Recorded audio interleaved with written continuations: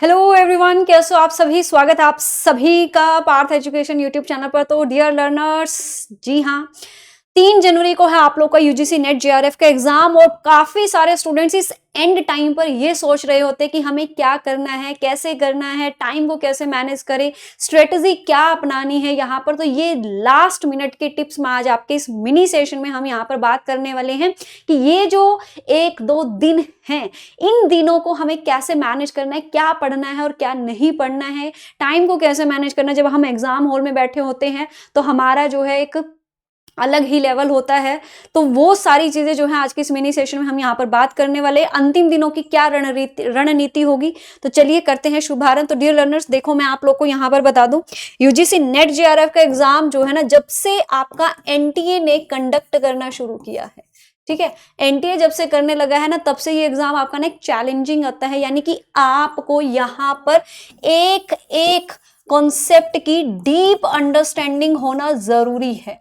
ठीक है, deep understanding होना जरूरी है। तो अब डीप अंडरस्टैंडिंग के लिए ये तो है नहीं कि मैडम हम लास्ट डेज का वेट करेंगे। ये तो आपके पिछले 4 महीने, 3 महीने, 6 महीने, जब से भी आप अपनी तैयारी कर रहे हो सीरियस वे में, क्योंकि यूजीसी नेट जेआरएफ का एग्जाम आपका साल में 2 बार होता है, जून में और दिसंबर में। तो आपके पास प्रॉपर 6 महीने होते हैं और सिलेबस भी उसी हिसाब से होता है और पेपर भी आपका उसी लेवल का आता है कि हाँ, आपने वाकई में डीप लेवल की जो पढ़ाई है वो की है या नहीं करी है। तो अब इन अंतिम 2 दिनों में आपको क्या करना है, तो देखो इन अंतिम 2 दिनों में आप एक सबसे पहले तो आपको क्या करना है, अपने आप को रिलैक्स रखना है।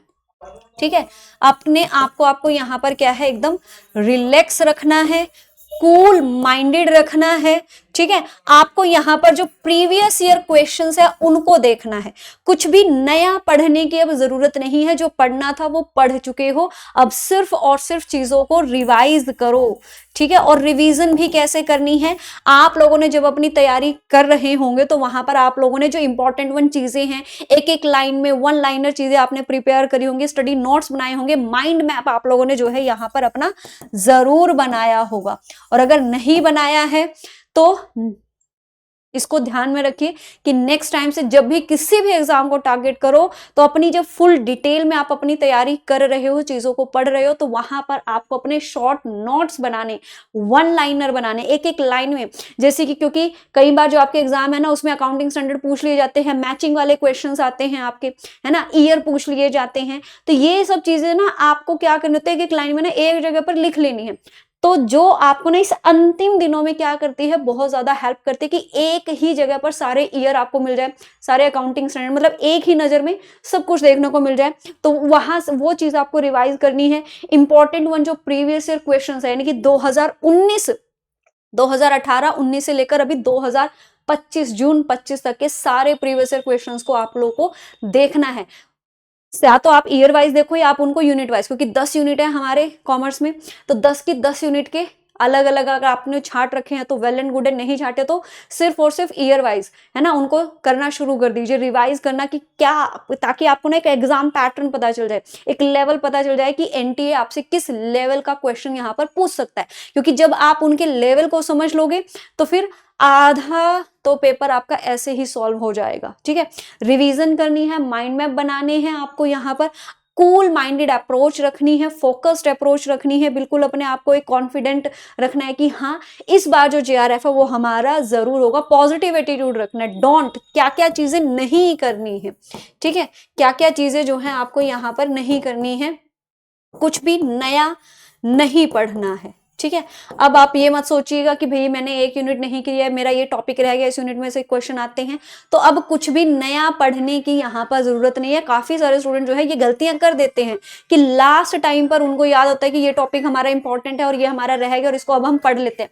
तो ऐसा बिल्कुल भी नहीं करना है, कुछ भी नया पढ़ने की जरूरत नहीं है। बिल्कुल पॉजिटिव एटीट्यूड रखो, अपने आप को कॉन्फिडेंट रखो, फोकस्ड होके एग्जाम देने जाना और बिल्कुल फोकस्ड अप्रोच से ही आपको अपने एग्जाम को देना है। बिल्कुल भी क्वेश्चन को ध्यान से, बिल्कुल फोकस होके ध्यान से पढ़ना है, क्वेश्चन क्या पूछ रहा है, क्योंकि चैलेंजिंग क्वेश्चन आते हैं, सिंपल क्वेश्चंस नहीं आते। जब यूजीसी एग्जाम कंडक्ट करता था 2012 में, 13 में, 11 में, उस टाइम पर के कंपैरेटिवली बहुत ज्यादा चैलेंजिंग यहाँ पर क्वेश्चंस आपसे पूछे जाते हैं। डीप अंडरस्टैंडिंग, डीप नॉलेज आपकी यहाँ पर देखी जाती है। असर्शन रीजन वाले, यानी कि आपकी एक बिल्कुल थोरो नॉलेज यहाँ पर जो है वाकई में जो एक मतलब होना चाहिए ना, असिस्टेंट प्रोफेसर, कॉलेज लेवल के असिस्टेंट प्रोफेसर बनने के लिए जो एक नॉलेज आपके पास होनी चाहिए, वही एनटीए यहाँ पर आपके एग्जाम्स के माध्यम से आपकी चेक करता है। तो अपने आप को पॉजिटिव बिल्कुल रखना है, रिलैक्स रखना है, कूल माइंडेड। पेपर अगर मुश्किल आएगा तो सभी के लिए आएगा, ठीक है, ये चीज ध्यान में रखना। टाइम को कैसे मैनेज करना है, देखो टाइम आपके पास वही 3 घंटे ही होंगे। उस 3 घंटे में आपको पेपर 1 भी करना है, पेपर 2 भी करना है। पेपर 1 में आपके 50 क्वेश्चंस आएंगे, पेपर 2 में आपके 100 क्वेश्चन आएंगे। इनके पूरे 150 मिनट में आपको 150 क्वेश्चंस को करने के लिए आपको 3 घंटे यहाँ पर दिए जाएंगे। आपको अपने टाइम को यहाँ पर मैनेज करना है। मैं यही कहूंगी कि जो यूनिट आप जैसे हमारी क्या है 10 यूनिट है, इन 10 यूनिट में से आपको पता होगा कि मेरा एफएम जो है स्ट्रॉन्ग पॉइंट है, कि एफएम से मेरे ज्यादातर क्वेश्चन ठीक होते हैं, इकोनॉमिक्स मेरा अच्छा है, वहां से सारे क्वेश्चन ठीक हो जाते हैं, फाइनेंशियल अकाउंटिंग से ज्यादातर क्वेश्चन ठीक हो जाते हैं, मैनेजमेंट से क्वेश्चन ठीक हो जाते हैं। तो जहां से आपके क्वेश्चन ज्यादा ठीक होते हैं ना, सबसे पहले उन्हीं क्वेश्चंस को अटेम्प्ट करना है, ठीक है। जो मुश्किल या फिर जहां से आपके कम क्वेश्चन, जैसे कि आपका मान लीजिए कि यहाँ पर आपका जो कॉर्पोरेट अकाउंटिंग है या फिर आपका इनकम टैक्स है, लीगल एस्पेक्ट्स है, जिसमें हमारे सारे लॉज है, क्योंकि लॉज में सारा काम ना याद करने वाला है, क्रैम करने वाला है, ठीक है। तो कुछ स्टूडेंट ऐसे होते हैं जिनका वो लीगल एस्पेक्ट इतना अच्छा नहीं होता, तो आपको उन क्वेश्चंस को पहले नहीं करना है, ठीक है। सबसे पहले उन चीजों को करिए जो आप जिसमें आप सबसे ज्यादा रिलैक्स हैं, एक तरीके से, है ना, कॉन्फिडेंट है कि हाँ ये हमारे लिए सबसे बेस्ट रहेगा। तो उन क्वेश्चंस को पहले कीजिए, कॉन्फिडेंस रखिए, पॉजिटिव एटीट्यूड जाके पॉजिटिव एटीट्यूड से आपको अपने एग्जाम को देना, बिल्कुल भी ये गलतियां नहीं करनी है, ठीक है। नया मटेरियल बिल्कुल नहीं पढ़ना है, प्रीवियस ईयर क्वेश्चंस को जरूर देखना है, माइंड मैप बनाइए, रिवीजन कीजिए, और all the very best. Still कोई भी डाउट हो तो आप कमेंट जरूर कीजिएगा। So thank you so much, bye bye, take care.